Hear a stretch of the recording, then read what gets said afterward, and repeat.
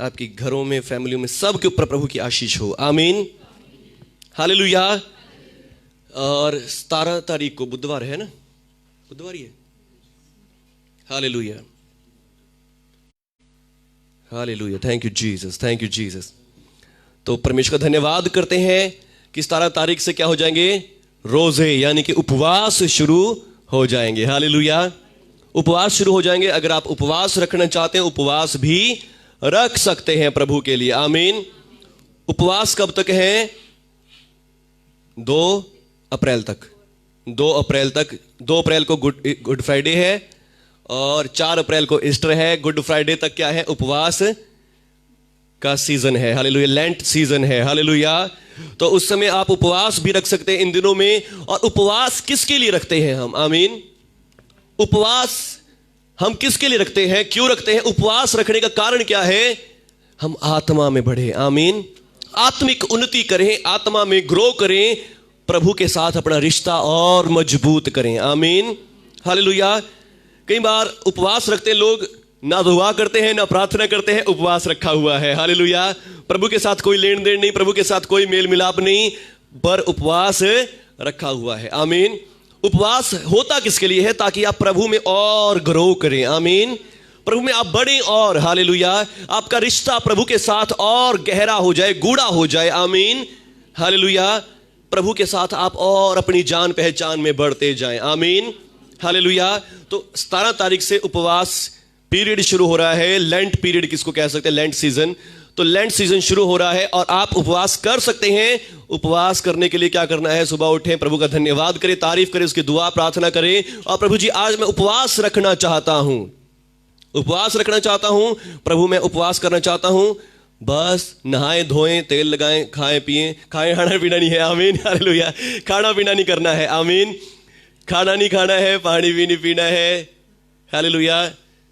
चाय जैसे पी लेते हैं 1-2 बारी, वो पी सकते हैं। हालेलुया। और फिर आपकी कमिटमेंट है प्रभु के साथ। आमीन।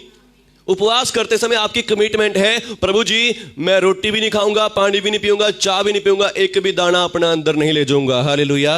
वो आपकी कमिटमेंट है। प्रभु जी मैं सिर्फ रोटी छोड़ दूंगा, पानी और चाय लेता रहूंगा। वो आपकी कमिटमेंट है, क्योंकि बाइबल में कहीं भी लिखा नहीं गया कि हाँ कि आप उपवास ऐसा करो ऐसा करो।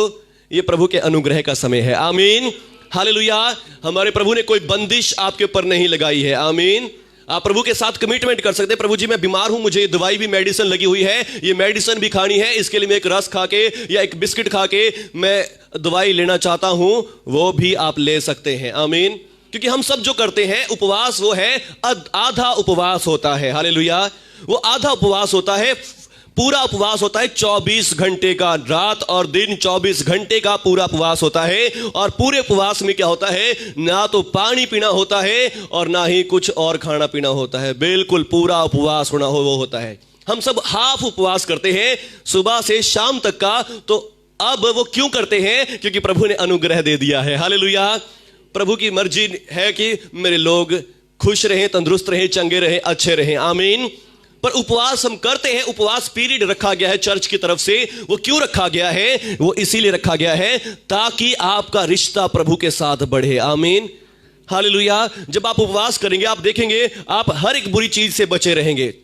किसी को गाली देने से बचेंगे, किसी को बुरा बोलने से बचेंगे, बुरा देखने से बचेंगे, बुरा करने से बचेंगे, क्योंकि आपको लगता है कि मैं उपवास में हूं, मुझे ऐसे काम करने शोभा नहीं देते। आमीन, हालेलुया। तो उपवास क्या करता है? उपवास आपको प्रभु के चरणों में ले जाता है। उपवास आपको प्रभु के पास ले जाता है। आमीन। उपवास, आप जब उपवास में होते हैं आप हर एक पाप से, गुनाह से दूर रहते हैं। आमीन। उपवास इसलिए अच्छा है कि आप प्रभु के हजूरी में बढ़े। आमीन। तो जब आप सुबह उठे, आपने आज निश्चय किया कि मैं आज उपवास करूंगा, और उपवास करने के लिए क्या करें? उपवास करने के लिए सबसे पहले प्रेयर करें, दुआ करें, नहाए धोएं, सबके साथ अच्छे से बात करें, मुंह न लटकाएं। आमीन। मैं आज उपवास में हूं, मैं तो भाई मेरे साथ किसी ने बात नहीं करनी, मेरे को कोई काम नहीं करना, नहीं। हालेलुया। जब तू उपवास करे, प्रभु यीशु का वचन कहता है किसी को पता ना चले, लोगों को दिखाने के लिए उपवास ना कर। वो मुंह बनाए बैठे रहते हैं, ना नहाते हैं ना धोते हैं, राख ओढ़ लेते हैं, टाट में बैठ जाते हैं कि अब तो भाई मैं उपवास में हूं। पर नहीं, तू नहा धो, तेल लगा, हालेलुया, खुश रहे, आनंदित रहे, जैसे पहले मिलता है वैसे सबको मिल, और किसी को नहीं, अपने पिता को बता कि पिता आज मैं उपवास में हूं। आमीन।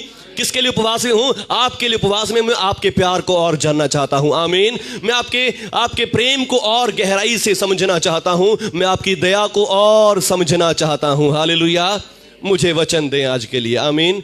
मुझे मेरे वचन की रोटी दें। हालेलुया। अपने कलाम की रोटी मुझे दें। प्रभु से वचन मांगे और प्रभु जी आपको वचन देंगे। आमीन। हालेलुया। जब तू उपवास करे तो कपटियों के समान ना बन। आमीन। प्रभु यीशु के वचन है। हालेलुया। तो सचमुच ये उपवास होता क्यों है, किसके लिए? और फिर जब शाम हो गई, हालेलुया, बहुत से भाई बहन मैंने देखा है हमें फोन करेंगे, भैया जी उपवास खोलना है, प्रार्थना कर दो। हालेलुया। तो उपवास की प्रार्थना ज्यादातर किसके लिए है? वो आपका खुद का रिलेशन सही करने के लिए है। आमीन। आपका खुद का रिश्ता प्रभु के साथ और भी सुंदर और बढ़िया करने के लिए है। आमीन। ताकि आप प्रभु की आवाज को और गहराई से सुन सकें। आमीन। आप प्रभु के साथ और निकट हो जाएं। हालेलुया। उपवास इसलिए है, और जब आप शाम को उपवास करने खोलने लगे हैं 5-6 बजे, इसका कोई नियुक्त टाइम नहीं है। जब आपका मन कर रहा है कि अब उपवास हो गया है, या आप कंट्रोल नहीं कर पा रहे हैं, या कुछ नहीं कर पा रहे हैं, तो तब आप खोल सकते हैं। आमीन। प्रार्थना करें, परमेश्वर पिता, मैं धन्यवाद करती हूं, आपने मुझे उपवास रखने की शक्ति दी, हिम्मत दी। और पिता, मेरा उपवास रखने का मेन मकसद है कि मैं आपके साथ रिश्ते में और गहरा हो जाऊं। हालेलुया। मेरा उपवास रखने का मतलब है कि मैं आपके साथ और मजबूत हो जाऊं। मैं जो भी कुछ आपसे मांगू वो आप मेरे लिए कर दें। आमीन। मैं आपकी आवाज को सुनने वाला, आपकी इच्छा पर चलने वाला बन जाऊं। आमीन।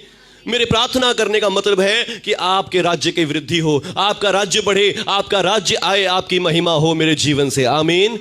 मेरी फैमिली, मेरे परिवार में आशीष आए, मेरे घर घराने में बरकत आए, मेरी फैमिली में खुशियां आए। आमीन। हालेलुया।